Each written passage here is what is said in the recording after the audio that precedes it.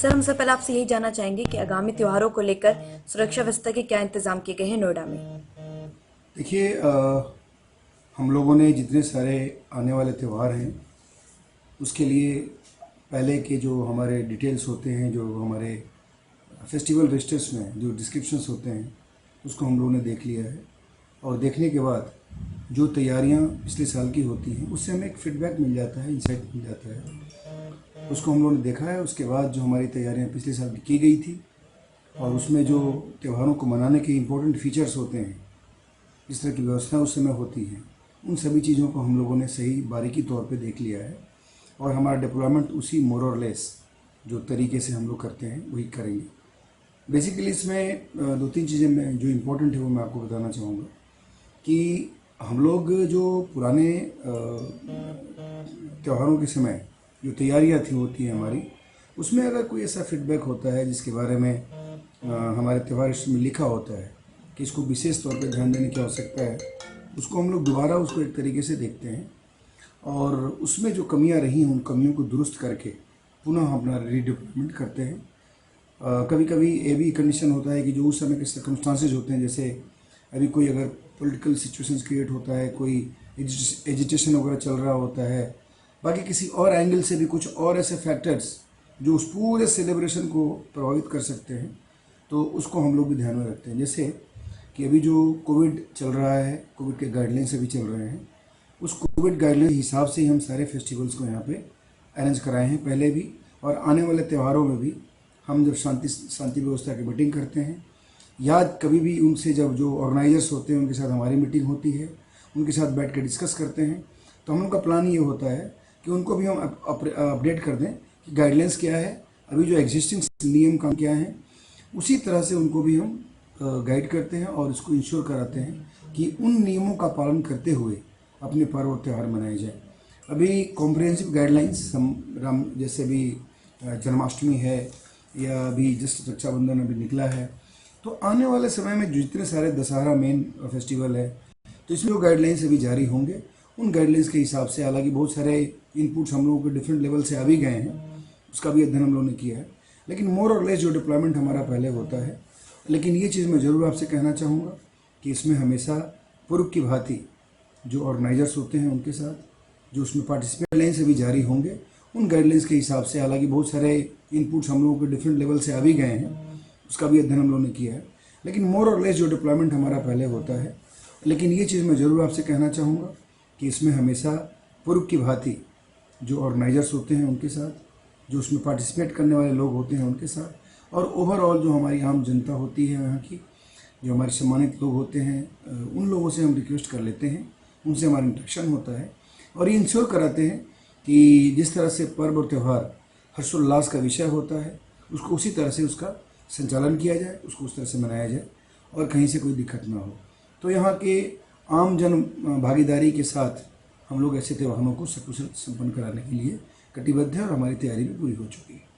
वहीं सर, जिस तरह से पहले फेस्टिवल्स में जो गाइडलाइंस थी कोविड को लेकर और अब जो फेस्टिवल्स आने वाले हैं, तो उनमें कुछ ढील मिल सकती है कोविड को ध्यान में रखते हुए? देखिए, जो मैं समझ पा रहा हूँ उसमें लगभग गाइडलाइंस और मोर और लेस होंगे, क्योंकि जैसा कि आप सबने देखा है कि पेंडेमिक के समय इन्फेक्शंस के स्प्रेड को रोकने के लिए और जो जिस तरीके से लोग आगे बढ़ रहे हैं, उन सब चीज़ों को रोकने के लिए हमारा सबसे इम्पोर्टेंट फोकस होता है, वो हमारा सबसे इम्पोर्टेंट ध्यान में देने वाली चीज़ होती है। तो जो कंडीशन पिछले साल थी वही कंडीशन आज भी है। आज भी जैसे आपने सुना होगा कि थर्ड वेव की तैयारी चल रही है, थर्ड वेव के आने की आशंकाएं व्यक्त की जा रही हैं। तो इन सब चीज़ों को ध्यान में रखते हुए हम लोग ये चाहेंगे कि गैदरिंग पब्लिक की ना हो, भीड़ भाड़ जहाँ होती है वहाँ पे परेशानी बढ़ती है, वहाँ इन्फेक्शन बढ़ता है। एक आदमी भी अगर उसमें इन्फेक्टेड है तो बाकी लोग भी उसमें इन्फेक्टेड हो जाते हैं। तो मैं समझता हूँ कि जो पिछले साल के गाइडलाइंस थे, गाइडलाइंस मोर और लेस वही होंगे। और मैं आम जो हमारे सम्मानित लोग हैं यहाँ, उनसे ज़रूर निवेदन करूँगा, हमेशा अनुरोध करता हूँ कि ऐसे जगहों को अभी कुछ दिन के लिए अवॉइड किया जाए जब तक कि स्थिति एकदम सामान्य ना हो जाए। तो जो त्यौहार वगैरह है उस त्यौहार को हम लोग घर पे भी मना सकते हैं और घर पे मनाने में मुझे लगता है ज़्यादा आनंद आता है। लेकिन अगर हम पब्लिक प्लेसेस में जाएंगे तो परेशानियाँ भी बढ़ेंगी, इन्फेक्शन के भी चांसेस होते हैं। तो उससे जितना मैक्सिमम हो सके अपने आप को बचाया जाए। और हमको लगता है कि बहुत ज़्यादा छुट्टी तो